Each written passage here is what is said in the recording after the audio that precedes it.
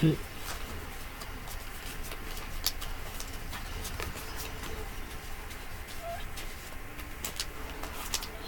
on, I'm just uploading it.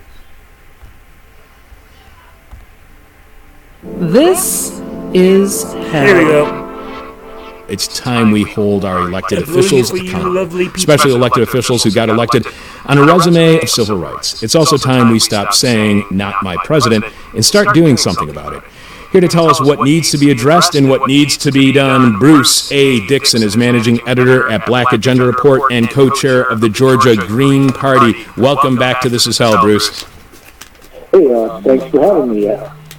Always great to have you on the show, Bruce. And you know why 2016 sucked? Because you weren't on our show. That's never going to happen again, I promise. This week, Bruce posted the articles, "Is it time to revoke John Lewis's lifetime civil rights hero pass? Mocking, marching, stopping the hate, and dumping Trump are not enough. And who owns the movement, and where are they taking it?" So during an interview last Sunday, Representative John Lewis of Georgia said, "I don't see this president-elect as a legitimate president. I think the Russians participated in helping this man get elected, and they helped destroy the candidacy of Hillary Clinton." Before we get into John Lewis's politics, current politics, do you agree that this president is illegitimate and that Russian participation makes this president illegitimate? I would say he's no more illegitimate than the last one. If we confine ourselves to that issue of whether the Russians had anything to do with it or not, and the evidence is awfully thin that the Russians had much to do with it. There's a lot there's a lot of ways that you could contend that Barack Obama's presidency is illegitimate, that W's president was illegitimate, and that many of their predecessors were illegitimate. By the way, George W. Bush's presidency was how many years? Congress is supposed to declare war, not president. We're torturing people around the world, we're drone bombing people, we're being lied to every day. There's any number of impeachable offenses and just downright dirty, nasty things that should undermine the legitimacy of this government, this system, this president, that Trump is likely to do, but that the Obama administration has also already done. The Obama administration deported more than 2 million people. They separated tens of thousands of families, jailed tens of thousands of children. Shouldn't that make them illegitimate? I think it should be. I think it should. They're telling us now that, Obama came to office right during the foreclosure epidemic, right when the banksters crashed the economy. And his attorney general, who was a white-collar crime specialist, by that we mean that his first two attorney generals, only had two, were both specialized in keeping white-collar criminals out of jail, but his attorney generals told us that those banks were too big to fail and too big to jail. So that should make them illegitimate. But what we see with the dump Trump thing right now and with John Lewis's illegitimate thing is that they want to go after Trump's conflicts of interest, and they want to go after this Russian thing that in large part they seem to have made up. And they want to have a dump Trump message that does not touch all the illegitimate things that their president did. And that's just not a sustainable criticism if we're going to build a movement that's not going to be hijacked by the next Democrat who comes along. We've got to criticize Trump for some of the stuff that he does that Barack Obama endorsed, like the privatization of education, and like the privatization of education, and like the foreign wars we've got everywhere, like the mass surveillance we've got, like the mass deportation. Those are the things that we should be criticizing Trump for, not this Russian nonsense, and not just his conflicts of interest. You're right. John Lewis's problem with Trump is that the CIA and FBI, which helped assassinate King and cover it up, says that Russia helped elect him, and Lewis believes it. What does Democrats' support for the intelligence community today say to you about the Democratic Party, and what does it say to you about Republicans? Because it wasn't long ago that Republicans said anyone who doubted the CIA on weapons of mass destruction was unpatriotic, and the Democrats were the ones doubting the intelligence community, which they now apparently revere. Yeah, what it says is that they're on the same team, and that's not the team I want to be on, and that's not the team that most of us should want to be on. That's certainly not on the team, and if we're seeing now people who call themselves progressives, and where I come from, progressives just seems to be the brand name, the new brand name for Democrats. They don't want to say they're Democrats anymore, they're not progressives. But if progressives are following the lead of the FBI and the CIA, then shame on them. I agree. Many liberals believe that Trump is illegitimate, which makes claims of the end of Hillary, like liberalism, also illegitimate. In 2020 or even 2024, do you think the Democratic Party will look a lot more like Hillary's politics or Bernie's? Which side will end up winning the 2016 election? In 2020, what will the Democratic Party look like? Well, Bernie is 74 years old right now. I can't see a 78-year-old guy running for president. I just can't see it. But the people who run the Democratic Party now are the same people who run the Democratic Party for the last generation. I'm one of those folks who was working on trying to hijack the Democratic Party in Chicago during the 1970s and the 1980s and the 1990s. We ran candidates for every local office up and down the ticket. And we tried to build neighborhood organizations, and some of those neighborhood organizations lasted for a while. We had Helen Schiller in the city council for 20 years, didn't we? Yeah. So it's not like people have never tried to run for local office and to hijack the Democratic Party from below. It's been tried, but the rules have been jiggered and jaggered and changed so that money rules the Democratic Party. The 1%ers rule the Democratic Party. And so I suspect that if the Democratic Party exists, and why wouldn't it exist, it's going to be a party of the 1%ers pretty much like it is today. And Bernie Sanders, I wrote an article back in May 2015, right after Bernie formally started his campaign, where I called the maneuver of the Bernie Sanders maneuver a sheepdog kind of thing. The sheepdog is a tactic that Democrats use anytime that there's not a Democratic incumbent in the White House. What they have to have is, of course, they've got a neoliberal corporate candidate, but then they've got to have another candidate whose job is to draw all the folks who are straying leftward or who might stay home otherwise. In 2004, that candidate was Dennis Kucinich. In 2000 and 1996, that candidate was Al Sharpton. Going further back, it was Jerry Brown, and further back than that, it was Jesse Jackson. And in every case, and in this case, it was going to be Bernie Sanders. In every one of those cases, that candidate folds his tent and eventually endorses the corporate nominee, and their job is to keep those people in the party and in the mix so that they're not out there trying to build an alternative campaign a year in advance. By the time the Democratic sheepdog folds his tent in the summer of your election year, there's nothing left but the choice between lesser evil.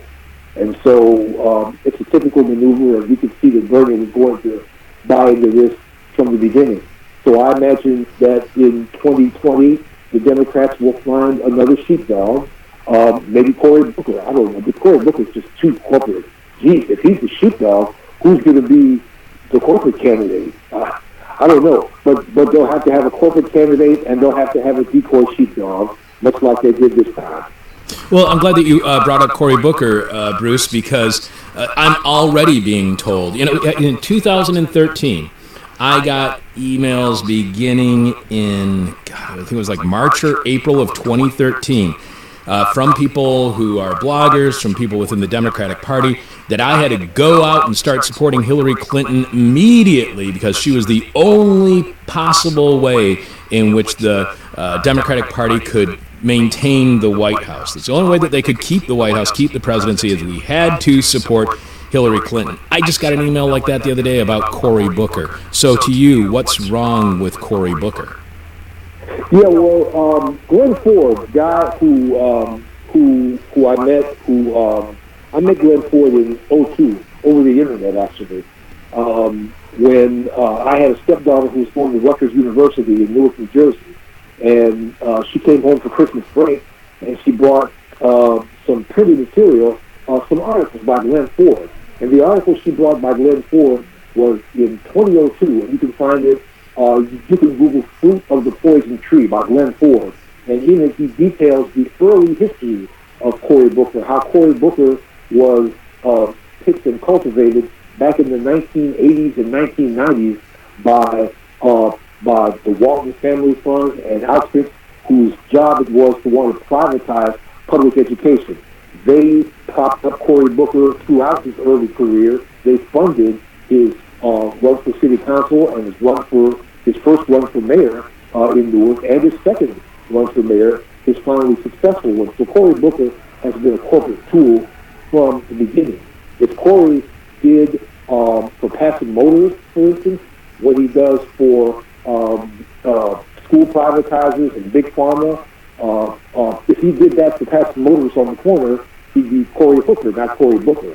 But this is, I guess, when you do it for the big guys, you're a reformer. So go figure. Yeah, you're just an escort at that point. That's all you are. So here's Trump's response on. Escort doesn't run this Booker, okay? Sorry. I was just saying that's the way that the establishment would say, "Oh no, that's not a hooker. That's just an escort. That's all it is." So here's Trump's response on Twitter directed at Lewis. Congressman John Lewis should spend more time on fixing and helping his district, which is in horrible shape and falling apart, not to mention crime-infested, rather than falsely complaining about the election results. All talk, no actions or results. Sad. But there was a Guardian story on Thursday headlined, "In horrible shape, visit to John Lewis's district undermines Trump's claims." And they talk about on a quiet stretch of Georgia Road, a red Ferrari zips by a golf course and past a string of well-appointed brick colonials with ornate driveway pillars, the kind that sometimes features stone lines atop standing guard. That doesn't sound like a horrible neighborhood. So Trump also tweeted Congressman John Lewis should finally focus on the burning and crime-infested inner cities of the U.S. I can use all the help I can get. So how bad, how burning, how crime-infested is Lewis's district, number one? And number two, has he lost does he have a lack of focus on his own constituency? Well, Atlanta is, you lived in Chicago for the last 25 years, I gather. And they say that Chicago was a notoriously segregated place. I grew up at 50th Street in Drexel, where the west side of the block is ghetto, and the east side of the block is the Kenwood neighborhood, where Barack Obama lives right now. So you can have really poor and really rich people living within a few feet of each other in Chicago, and you've got the same thing in Atlanta. So there are some really, really well-off places in John Lewis's district, and there are some really, really poor places in John Lewis's district, too. Remember, the congressional district is 800,000 people, so it's not a little bitty place. Right. And the whole city of Atlanta is only 450,000. Metro Atlanta, though, is like 5 million. So, if all you've got to do, though, is get into a Twitter war with Big Cheeto to be a hero, then, that's kind of setting the bar pretty low, isn't it? Very low. If we worked on it, you and I, we could probably take a fight with Big Cheeto, couldn't we? I'm hoping. Heroes too. I'm hoping so. Let's think about that. Yeah. So, you also talk about how Lewis has this policy of supporting gentrification. How does policy of gentrification not complement or otherwise promote the civil rights movement and civil rights cause that John Lewis is often attached to? Does gentrification undermine civil rights, and should those who support civil rights oppose gentrification? I'm not going to say he supports it. I'm just going to say he never utters a mumbling word in opposition to it. You know, and if he's supposed to be a civil rights leader and one of the biggest black politicians around we have down here, why don't we hear his voice? Why don't we hear his voice? We've got, back in the 1990s, around the time John Lewis first went to Congress, Andy Young was the mayor in Atlanta. I hadn't arrived here yet. I hadn't get it till 2000. But Andy Young demolished entire neighborhoods, entire black neighborhoods, to build the stuff for the Olympics, and raise property values and raise real estate prices so that more neighborhoods on the outsides of those folded, and those black residents had to go find somewhere else to live. We didn't hear John Lewis say a word about that, and we haven't. We didn't hear John Lewis say a word when they did the same thing in Atlanta that they did in Chicago, tore down all the high-rise projects, and it didn't matter where those people went to. It did not matter. Nobody tracked them. They're just gone. So we don't really know where they went. John Lewis didn't have a word to say about that either. And right now we've got, since I came to town, one of the things I saw when I came here is I read in the paper about this wonderful real estate project that they were having here called the Beltline. And all I had to do was look on the surface of it, and it's basically a big real estate scam, a tip-funded real estate scam. The Chicago real quick. Internet funded. Down here in Georgia, they're called tax allocation districts. What a TIF thing is you take the property, is you draw a line around an area, and then within that area, you're expecting the property taxes to go up in that area, but the rising property taxes will not go into the general fund. It pays for schools and roads and the services for everybody. The rising property taxes in that area is going to be sequestered, and it's going to go for some special purpose. Usually, some special purpose that the 1% decides, not the citizens decide. And in the case of the Beltline, that money goes to that money would have gone to Atlanta's public schools, but that money is going to go instead to facilitate yuppie development, shopping development, and residential development. And it's not going to be paid dollar for dollar because it's really going to be funded by a bond issue. And a bond issue is where you borrow from the billionaires instead of taxing them, and then you pay them back 2.5 times what you borrowed.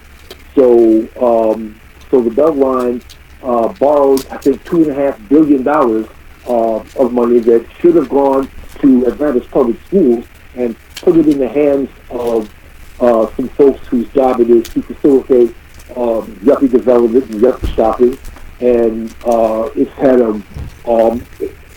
it's displaced tens and tens of thousands of Atlanta residents, and it's going to do more in the near future. And John Lewis hasn't said a word about the discriminatory impact of that. John Lewis hasn't said a word about the privatization of public education. We've got a neoliberal mayor here named Kasim Reed. I'm not going to give you any detail. I'm not going to bore your audience with details about everything he does, but a couple of years ago, when they were having the Big Ideas Fest in Aspen, Colorado, where the elite, kind of meet, I was able to turn on the TV. I was in Chicago for a few days. I turned on the TV and I saw Rahm Emanuel. No, I saw Mayor Bloomberg of New York, and on one side of him was Rahm Emanuel, and on the other side was Kasim Reed, the mayor of Atlanta. And the big idea that they were focusing on that Kasim Reed had was stealing the pensions of Atlanta city workers, about how, well, we're going to do this and this so that we don't have to pay the greedy pensions that those workers agreed to 20 years ago. So that's the kind of mayor we have here. And John Lewis hasn't said a word about stealing those pensions. He hasn't said a word about the attempts of successive Atlanta mayors to privatize public transit and to privatize schools, and or about gentrification. John Lewis is a statue, a civil rights statue. He can be counted on to offer an opinion about the value of nonviolence, but John Lewis has a U.S. Navy ship named after him. To be fair, it's not a warship. It doesn't pack missiles and cruise missiles and guns, but John Lewis's fleet replenishment order is there to resupply the warship. I would think that if John Lewis was a pacifist, wouldn't he want to decline an honor like that? Also, John Lewis votes for Pentagon budgets. He votes for NSA budgets without a whimper.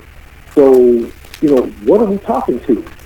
I mean, what are we talking about when we make this man a civil rights hero for something that he did 52 years ago? What he did 52 years ago, along with 600 other people who walked that bridge, was heroic. But the question we ought to ask is, does your hero pass last a whole lifetime? And does it excuse you? Where's the point when you have to actually stop boasting, roasting, coasting, and toasting, and do something new, even mildly heroic, to kind of renew your credentials? And it's been a long time since John Lewis since his credentials have been renewed. During the Bernie Sanders campaign, for instance, John Lewis stood up, and when people were demanding free college education, John Lewis was quoted as saying that, no, we don't do that stuff in America. We don't have free health care. We don't have free food. We don't have free housing. We don't have free education. It's un-American. And that's what John Lewis said when he was confronted with the folks who were for Bernie Sanders. So this guy, his hero credentials should have expired a little while ago. And we should take at face value what he's doing now when we want to decide whether he's a hero or not. You write, let's move on to the protests today and yesterday. You write, stop the hate, hashtag stop the hate, hashtag dump Trump, hashtag be ungovernable, hashtag stop Trump, hashtag not my president. And most of the meme stashes and joke repositories do not scare the Pentagon because they offer no door for people to recognize, let alone question the system, not the personalities it throws up. They do allow the lazy and credulous among us to imagine, as Democrats tell us, that character is identity and Democratic operatives to reinforce that message. So how much do you think anti-Trumpism then distracts activists, protesters, and the opposition from the real problems that Trump's policies may mean, the real problems with policies that, to one degree or another, may or not be supported by Democrats? Yeah, we got to protest Trump. We got to do all that good stuff. The rain just stopped up here in Atlanta where I'm at, and I'm going to be at a couple of meetings today and tomorrow about that and throughout the week. But we have to focus not just on Trump for the reason that the Democrats want to focus on him. They want to focus on Trump because of his conflict of interest. They want to focus on Trump, because of his crotch-grabbing, sexual predatory behavior. They want to focus on him, because he wants to deport Muslims. Well, you know what? The Obama administration deported tens of thousands of Muslims itself. The Obama administration deported 2 million non-citizens. So what we've got to do is we've got to focus on the policies that Trump and the Democrats have in common. Both Trump and the Democrats want to privatize public education. Both Trump and the Democrats want to put, one of the first things that Barack Obama did when he came into office was he appointed a commission that was going to try to get to the bottom of what they call the entitlement mess. He was going to make a grand bargain with the Republicans over Social Security, Medicare, and Medicaid. Fortunately for all of us, we got gridlock, and the Republicans just didn't want to talk to him about it. But, what we've got to do is we've got to focus on the bad stuff that both parties have in common. If we don't focus on the stuff that both parties have in common, too far then right we just wing, focus not on even Trump right, as a far replaceable to the person. right. rather than capitalism as a replaceable system. Bruce, just a couple more questions for you. I'd argue that Trump will never be as devastating to this country or the opposition as Ronald Reagan was, because Trump will not leave a legacy behind of an opposition party speaking about him as if he was a great president. I mean, even before he was out of office, they were already saying great communicator, great president, and that was the Democrats, as if his policies weren't detrimental just to Democrats, but to the entire country, especially over the long term. We're still within the first 24 hours of a Trump presidency, but are you scared more today for the future of the people living in the good old US of A, or did you have more fear at the beginning of the Reagan presidency? Are you more frightened today, or were you more frightened on January 21st, 1980, 36 years ago today? We were pretty scared back then, man. I mean, Reagan was a scary character. He said once when he was governor of California that he said, let's have a bloodbath now and get it over with. That was real. I guess that now I've got less reason to be scared because I think we're better organized and sometimes wiser than we were in 1980. I think that, we've got a chance to, save this planet for our children and our grandchildren.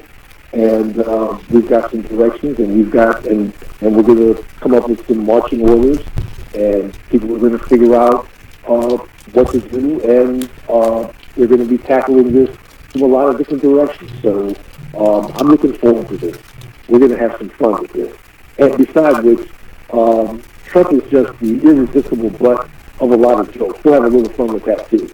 Like I said, maybe we can get Big Cheeto to do a Twitter war with This Is Hell and Black Agenda Report. We should work on that. We're going to work on that, definitely. We are definitely going to work on that, Bruce. And I just want to mention real quick, you mentioned an article earlier by Glenn Ford, who, as you know, has been on the show tons of times, about Cory Booker, and I'm sure there are listeners who want to check it out, Fruit of the Poison Tree. One last question for you, Bruce, and as always, it's the question from hell, the question we hate to ask, you might hate to answer, or our audience is going to hate your response. We've been speaking with Bruce A. Dixon. He's managing editor at Black Agenda Report, co-chair of the Georgia Green Party. This week, Bruce posted the articles. Is it time to revoke John Lewis's lifetime civil rights hero pass?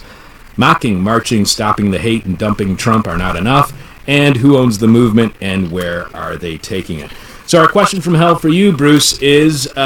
for those who are at protests already or heading down to protests, what would you like their signs to say other than dump Trump or not my president? What do you think would be still catchy but far more effective messages to send that don't just single out Trump as the problem and point to the larger policy issues that are embraced by the vast majority of the Republican Party that could be devastating to this country?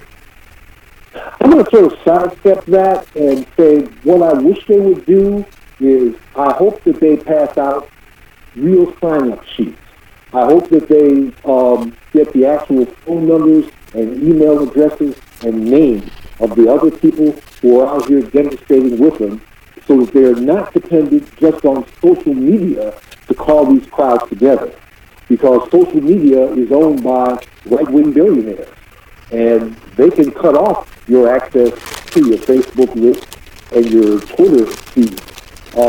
And if you're not able to call these crowds together on your own, on the phone, or by doing direct email, then all these crowds are being is just a mute backdrop to whoever's speaking, or a mute backdrop to whoever's being projected as the leader, or a mute backdrop to whoever's doing news commentary on CNN or somewhere. So I hope these people who are out there demonstrating and marching and dumping Trump and everything get each other's phone numbers, get each other's real physical addresses, and get each other's real email addresses so that they can get together and evaluate whether what they're doing is doing any good and how they can be out here on the case from now on.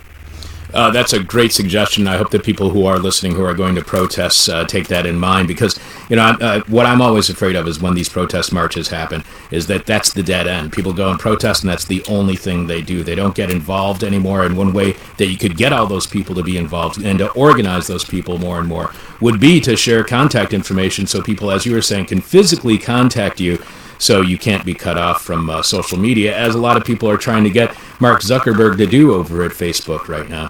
Bruce, it's always a pleasure to hear your voice. Say hello to Glenn for me. Thanks so much for being back on the show, and Happy New Year, sir.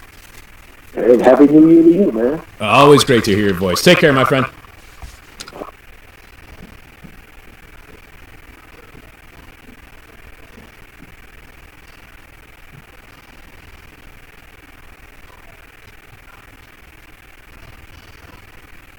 Well, as you heard, that was Bruce Dixon from Black Agenda Report, reporting on the Not My President bullshit and the hypocrisy of the Obama administration and these so-called fake liberals who lost their sense of comfort when Obama was out of the White House. I really want you guys to take this to heed. Over and out. Okay, let's stop.